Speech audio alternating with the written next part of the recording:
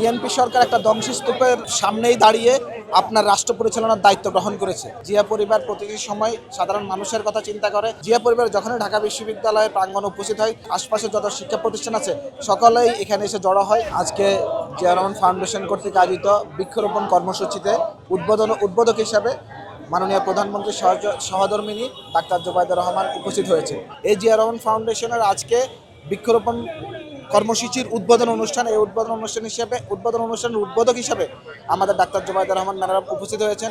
জিয়া পরিবার যখনই ঢাকা বিশ্ববিদ্যালয়ের প্রাঙ্গণে উপস্থিত হয় তখনই আমরা দেখি যে এই বিশ্ববিদ্যালয়ের শিক্ষার্থী সহ আশপাশে যত শিক্ষা প্রতিষ্ঠান আছে সকলেই এখানে এসে জড়ো হয় এই জিয়া পরিবারকে স্বাগত জানানোর জন্য।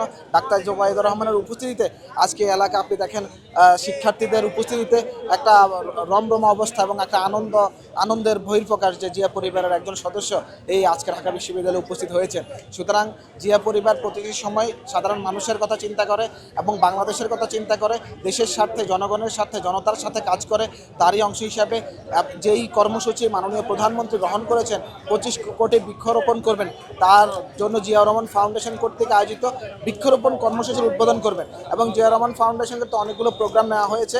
সেই প্রোগ্রাম আপনারা জানেন ভবিষ্যৎ বিজ্ঞানের খোঁজে যে একটা প্রোগ্রাম প্রথমে দিয়েছে, এটা 3য় পর্ব। এই 3য় পর্বে ভবিষ্যৎ বিজ্ঞানীর খোঁজে যে প্রোগ্রামটা হবে সেই প্রোগ্রামটার জন্য সাধারণ শিক্ষার্থীদের সাথে মত বিনিময় করবেন ডাক্তার জোবায়দা রহমান। এবং আমরা অত্যন্ত আনন্দিত এবং অত্যন্ত উৎসাহিত যে জিয়া পরিবারের একজন সদস্য বিশ্ববিদ্যালয় ক্যাম্পাসে এসেছেন। বিএনপি সরকার একটা ধ্বংসস্তূপের সামনেই দাঁড়িয়ে আপনার রাষ্ট্র পরিচালনার দায়িত্ব গ্রহণ করেছে। বিএনপি সরকার একটা ধ্বংসস্তূপের সামনে দাঁড়িয়েই কিন্তু রাষ্ট্র পরিচালনার দায়িত্ব গ্রহণ করেছে। যে ধ্বংসস্তূপটা বিগত 17 বছর আইনের শাসন, কথা বলার স্বাধীনতা, চলাফেরার স্বাধীনতা এবং বেসিক নিডসের যে ব্যাপারগুলো খর্ব করেছে তখনকার ফ্যাসিস্ট সরকার, সেটাকে উত্তরণের জন্য, সেই লক্ষ্যে উত্তরণের জন্য বিএনপি সরকার 12 ফেব্রুয়ারি দায়িত্ব পালনের পর থেকে নতুন উদ্যোগ গ্রহণ করছে।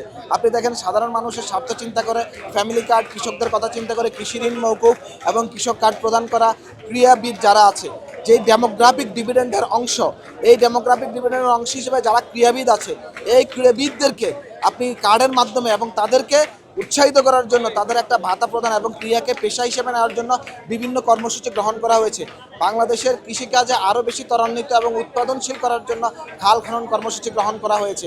এরকম বাংলাদেশ জাতীয়তাবাদী দল সরকার গঠন করার পর থেকে বিভিন্ন উদ্যোগ গ্রহণ করছে এবং আইন শৃঙ্খলা রক্ষা করার জন্য যত ধরনের পদক্ষেপ গ্রহণ করা দরকার সরকার থেকে সেই পদক্ষেপগুলো গ্রহণ করা হচ্ছে।